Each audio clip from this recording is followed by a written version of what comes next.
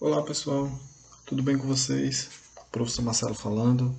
Queridos, hoje nós vamos aí à resolução de exercícios de sociologia, tá? Então o exercício que nós vamos responder hoje foi o que foi passado para vocês no dia 15 de julho, tá ok?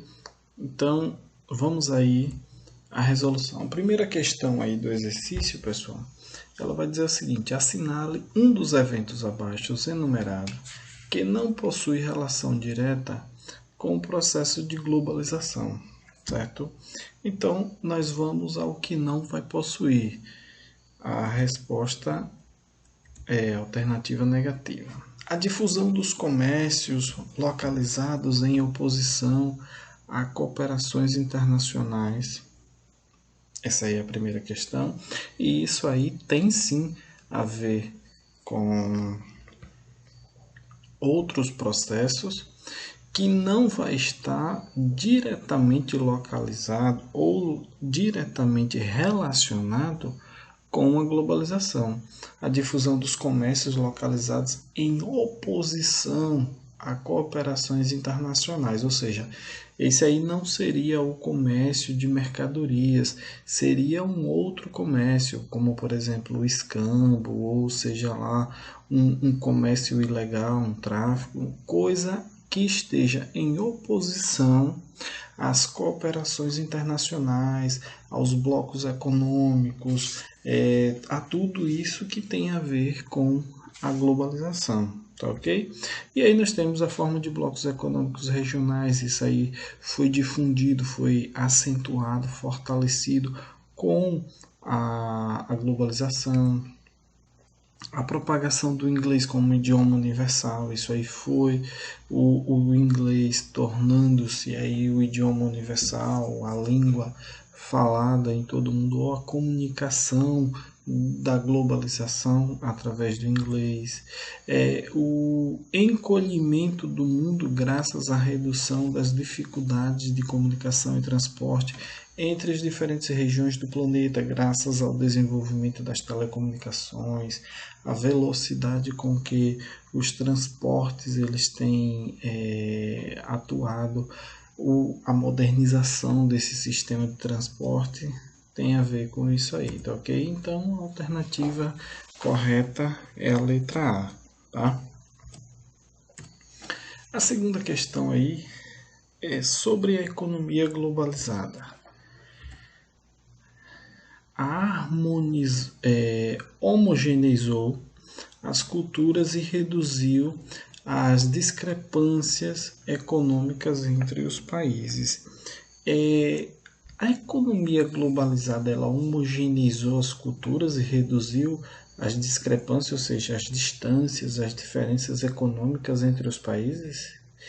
Houve uma tentativa de homogeneização das culturas, mas reduzir as diferenças econômicas entre os países, não. Então as duas aí são falsas, certo? Houve uma tentativa em não homogeneização da cultura, certo? Então a alternativa aí é falsa. A letra B aí integrou economias e possibilitou a difusão de hábitos dos lugares pelo mundo. Isso sim, aí foi verdade. A difusão de hábitos nos lugares pelo mundo, ou seja, uma tentativa de homogeneização de culturas, mas não se concretiza essa difusão de hábitos, como por exemplo hábitos alimentares, vestimentas, a forma de se vestir, por exemplo, a música, mas isso não vai homogeneizar a cultura, não. A cultura é uma coisa muito mais profunda. E a integração de economias houve sim, tá ok? Então essa afirmativa aí é verdade. E a letra C deu visibilidade às minorias, a povos e culturas de recantos isolados do mundo. Isso aí, a globalização, ela tendeu a realmente isso aí. Aqueles invisíveis do mundo, invisíveis da sociedade, eles passam a ter visibilidade. Visibilidade como? Graças à tecnologia, ao desenvolvimento das telecomunicações, nós temos aí as redes sociais que passam sim a dar voz a essas pessoas aí, esses povos isolados aí nos recantos do mundo. Então, essa afirmativa aí também é verdade. E a letra D quase anulou a xenofobia e os conflitos étnicos e religiosos em todo o planeta. Isso aí é falso, viu? A xenofobia ela não teve sua quase anulação, ela teve foi uma acentuação muito grande, cresceu a xenofobia, que é o preconceito contra estrangeiros. Por quê? Porque as pessoas passaram a migrar mais, passaram a ter mais informação, e os conflitos étnicos religiosos em todo o mundo continuam se acentuando cada vez mais. Certo? Então, alternativa falsa. Resposta correta, a primeira é falsa, a segunda e a terceira a letra A, falsa, letra B e C, verdadeira e letra D, falsa. Aí nós temos a terceira questão, que foi da prova cancelada do Enem. O índio do Xingu, que é a região lá do rio Xingu, né? O índio do Xingu, que ainda acredita em Tupã, assiste pela televisão a uma partida de futebol que acontece em Barcelona ou a um show dos Rolling Stones na praia de Copacabana. Não bastante, não há que se iludir. O índio não vive na mesma realidade em que um morador de Harlem ou de Hong Kong, uma vez que são distintas as relações dessas diferentes pessoas com a realidade do mundo moderno. Isso porque o homem é um ser cultural que se apoia nos valores da sua comunidade, que de fato são os seus. Aí é uma reportagem, um fragmento de uma reportagem do repórter Goulart Filho, a Folha de São Paulo. Vamos aí às alternativas. Ao comparar essas diferentes sociedades em seu contexto histórico, verifica-se que: letra A. A pessoa que de diferentes lugares, por fazerem uso de tecnologia de vanguarda, desfrutam da mesma realidade cultural. Ele está querendo dizer aí que as pessoas, tanto os índios lá do Xingu, como qualquer outra pessoa em qualquer parte do mundo, por fazerem uso da tecnologia de vanguarda, ou seja, de uma televisão com antena via satélite ou internet, desfrutam da mesma realidade cultural? Não. O índio ele está lá na aldeia, embora ele tenha acesso a essa tecnologia, mas ele não vai desfrutar da mesma realidade social que um homem na grande cidade. Seja ela qual seja a grande cidade, ele não vai ter a realidade cultural idêntica a essa pessoa. Se bem que no texto lá do repórter, ele é até um pouco que, em minha opinião, ele traz o índio como um ser primitivo, o homem lá do mato, que fica lá, que não pode ter acesso à internet nem nada. Eu costumo contar uma história que ocorreu na escola, que teve um professor que ele combinou de levar um índio, um índio lá no dia do índio, para dar uma palestra para os alunos. E tinha um aluno danado lá, aquele mais danado da sala, que ele queria ver o índio. E aí o professor disse: quem vai ver é o cacique. E ele queria ver o cacique, porque no imaginário da criança era o cacique. Ele ia chegar lá com uma machadinha de pedra na mão, com um cocá enorme na cabeça, com o corpo todo pintado. e iria fazer aquelas danças, rituais, aquela coisa toda. E o menino estava com esse estereótipo na mente e queria ver esse índio. Chega o grande dia e o menino é hoje, animado. E o professor achou estranho porque ele estava comportado, porque geralmente ele não ficava quieto. E começou o evento, daí a pouco o cacique chegou. E aí o professor foi receber o cacique, aquela coisa, e o menino naquela ansiedade, e ele, cadê o cacique, cadê o cacique? O professor disse que ele chegou e cadê? Chega o momento do cacique falar, o professor concede a palavra ao cacique. E o menino olha para o cacique, fica olhando, e o professor percebe a perturbação do aluno.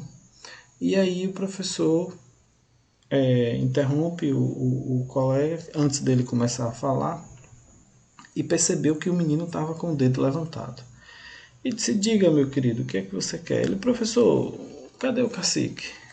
Professor, olha aqui do meu lado. Ele disse, esse rapaz aí, professor, com o celular no bolso, calça jeans, tênis, camisa polo, é esse o cacique?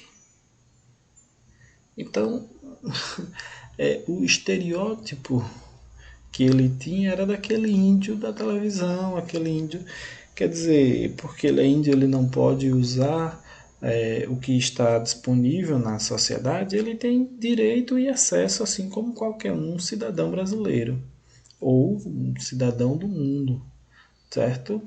Porque não é porque ele é índio que ele tem que andar nu o tempo todo, tem que andar aquém do mundo sem saber o que está acontecendo, né?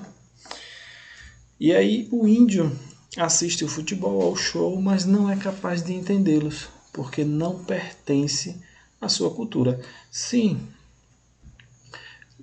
o ser humano só é capaz de entender o que pertence à sua cultura? É? Vamos lá, por exemplo, existem muitas coisas que não fazem parte da cultura do brasileiro, por exemplo, um tango, uma ópera, ou seja lá o que for, uma outra manifestação cultural de outro país, que no entanto nós entendemos. Então, essa alternativa ela é falsa. Mesmo não pertencendo à cultura do índio, mas ele entende sim, certo? E a letra C? Pessoas com culturas, valores e relações diversas têm, hoje em dia, acesso às mesmas informações. Né? E a D diz aí, os moradores de Harlem e de Hong Kong, devido à riqueza de sua história, têm uma visão mais aprimorada da realidade. Quem disse? Quem disse? É isso que define a questão da riqueza histórica. O país pode ter uma riqueza histórica, pode ter uma cultura e, no entanto, as suas pessoas, os seus habitantes não terem acesso a isso aí. Então, isso não é quem vai definir, certo? Alternativa aí, letra E, a crença em Tupã revela um povo atrasado, enquanto os moradores do Harlem de Hong Kong, mais ricos, vivem de acordo com o presente. Negativo, é aquilo que eu já falei, é o estereótipo, o preconceito, é uma crença totalmente estereotipada. O fato de, por ser um indígena viver na aldeia, ter uma crença em uma divindade aquém da nossa crença ou da crença ocidental, não quer dizer que ele é atrasado, de forma nenhuma. Então, pessoal, a alternativa correta aí é a letra C. Pessoas com culturas, valores e relações diversas têm hoje em dia acesso às mesmas informações. Então, a globalização, ela propicia isso aí. Independente de onde você esteja, independente da cultura que você faça parte, dos seus valores, você tem acesso às mesmas informações que qualquer um outro. Se você não acredita em Tupã, se você não acredita em Jeová, se você não acredita em Buda, ou em Maomé, ou em Alá, mas você tem acesso às mesmas informações que aqueles que acreditam têm, certo? Então, a globalização ela democratiza as informações e o acesso às mesmas, tá ok? E aí a quarta questão, pessoal. A quarta questão nós vamos falar aí para conter os efeitos da depressão que ocorreu após a crise de 29, o governo dos Estados Unidos lançou o programa intitulado, e aí nós vamos fazer um breve relato, uma breve revisão, o que foi a Grande Depressão, né, os efeitos da depressão. Vai ocorrer lá em 1929, nos primeiros anos de 30, e esse programa aí, ele vai vir aí pós entre 31 e 32, né? Ele vai ser implantado em 32. O governo dos Estados Unidos na época era o presidente Franklin Delano Roosevelt, e ele vai criar um projeto para quê?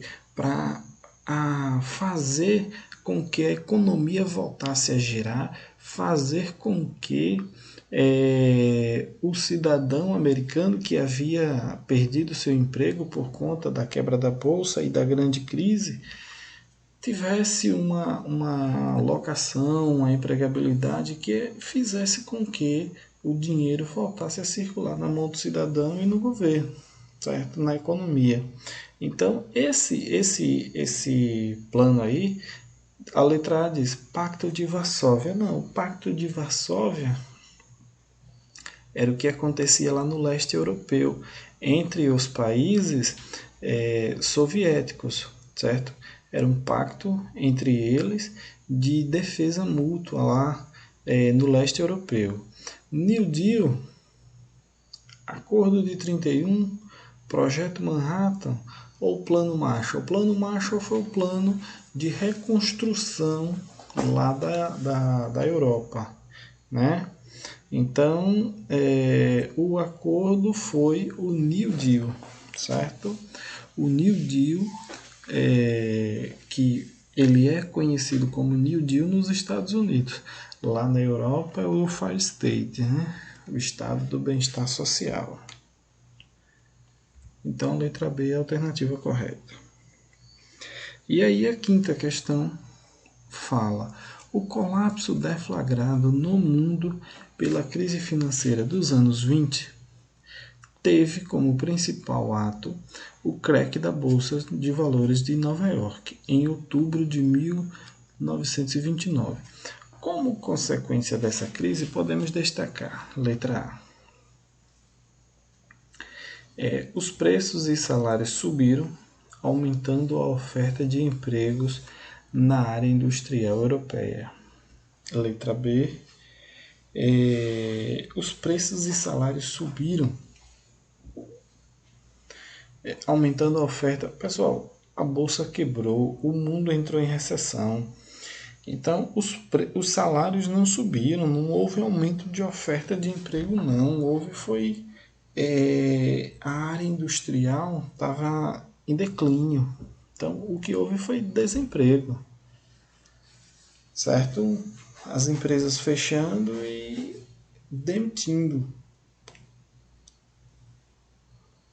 A letra B diz aí: a Europa recuperou sua prosperidade com altos investimentos dos fundos particulares norte-americanos. Não, pessoal, não ocorreu isso não. A Europa não recuperou sua prosperidade. A Europa ela entrou em recessão, certo?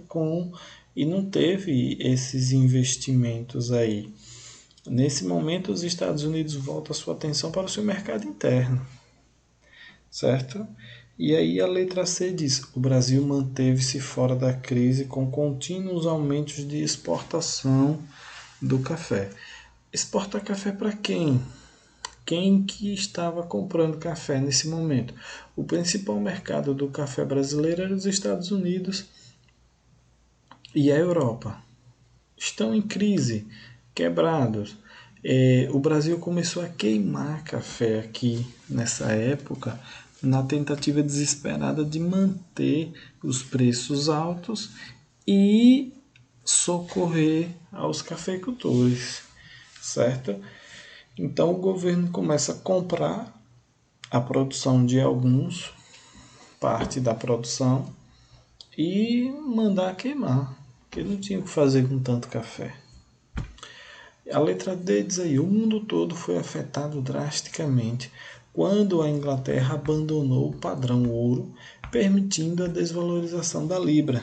E a letra E diz: nos primeiros anos da década de 30, a indústria alemã duplicou sua produção, acarretando o crescimento do comércio mundial. De jeito nenhum, não houve isso. Lembrando que nós estamos falando de um período de recessão, certo? Então não houve duplicação de produção, não. Nos anos 30 nós vamos ter uma retomada, mas uma retomada gradual, lenta e gradual, certo? O mundo, os países aí, os Estados Unidos, Alemanha, Inglaterra só vai sair dessa crise aí lá na metade dessa década. A alternativa correta aí, pessoal, é a letra D. A letra D. Ó. O mundo todo foi afetado drasticamente quando a Inglaterra abandonou o padrão ouro, permitindo a desvalorização da libra. O que foi isso aí? A libra, nesse período aí, a Inglaterra era a maior potência mundial. Então, ela era quem resguardava e vanguardeava as decisões econômicas. Então, nesse momento aí, a Inglaterra ela tinha o padrão ouro, ou seja, a sua moeda libra era cotada em ouro.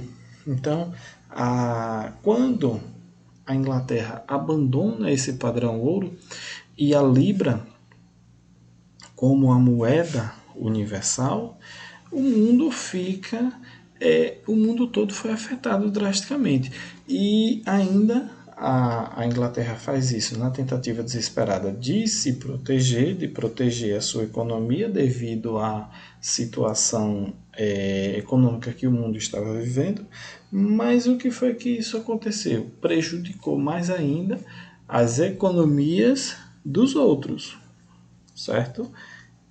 Na tentativa de se proteger, e eles conseguiram, prejudicou ainda mais as economias, principalmente dos países subdesenvolvidos, certo? Depois os Estados Unidos é quem assume aí esse padrão ouro e o dólar se torna a moeda mundial, né? Todas as negociações passam a ser em dólar. Aí, até mesmo porque os Estados Unidos se torna a principal potência, né? A contragosto da Inglaterra, que diga de passagem. E aí nós temos um outro exercício que foi do dia 1º/7, certo? Que aí nós vamos falar um pouco sobre a influência da igreja. A igreja dominou muitas das manifestações medievais. Seu poder ia além da religião, salientando-se também sua riqueza econômica. No entanto, existiram resistências e críticas ao exagero do poder católico. A ordem dominicana, fundada no século XVIII, século XIII. Letra A. Incorporou muitos dos ensinamentos das heresias existentes, revolucionando o catolicismo. Não.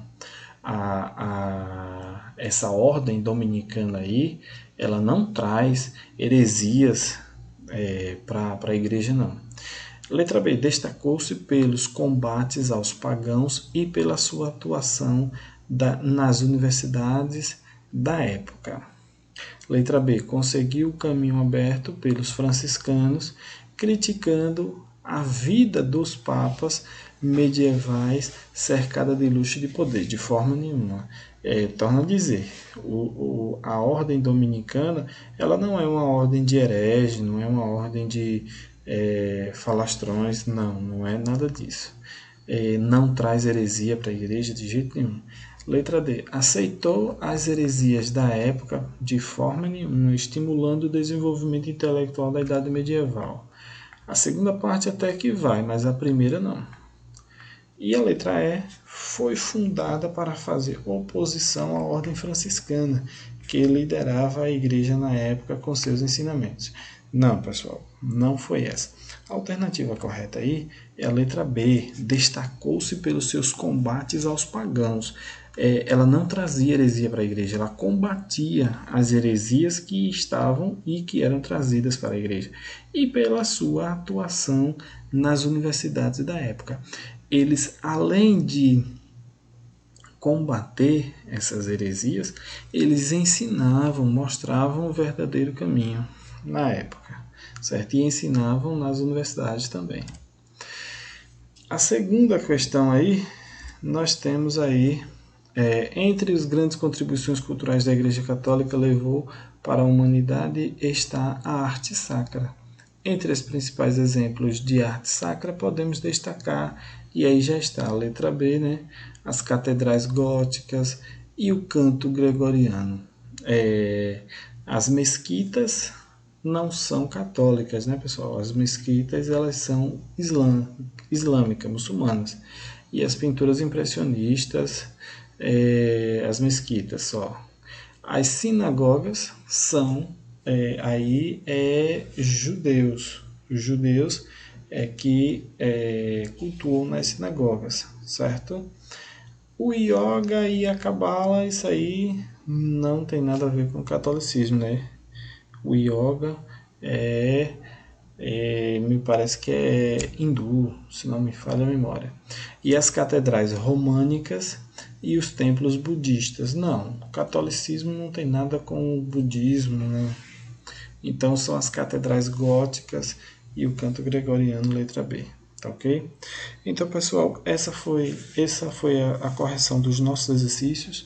Eu espero que vocês tenham entendido. Caso não tenham conseguido responder e tenham alguma dúvida, é só comentar aí, falar comigo que eu terei imenso prazer em responder. Tá ok? No mais, forte abraço, fiquem com Deus. Tchau, tchau.